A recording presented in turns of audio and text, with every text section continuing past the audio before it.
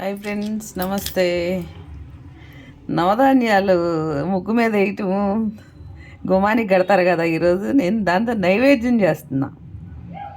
అన్నీ నానబెట్టాను. తోటకూర, పుదీనా, ఉల్లిపెరక 3, స్పెషల్ ఎర్ర తోటకూర 4, మెంతుకూర 5, 6, కొత్తిమీర. ఇది పున్నగంటి కూర టైపు. ఇది పున్నగంటి కూర 8, శామగడ్డ ఆకులతో 9 రకాల పప్పులు, 9 రకాల ఆకుకూరలు.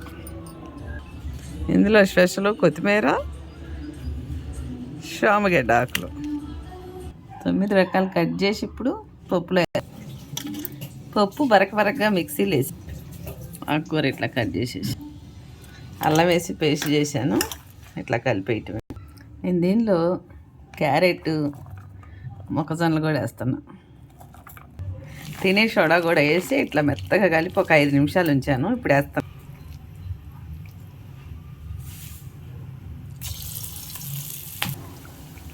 ఈ 9 రకాల ఆకుకూరలు వేసి 9 రకాల పప్పులతో ఈ 9 గారెలు చేసి దేవుడి దగ్గర పెడితే ఫుల్ హ్యాపీ అయిపోతాడు ఇప్పుడు దేవుడు. 11 రకాలు అయినాయి ఇప్పుడు దేవుడికి నైవేద్యం.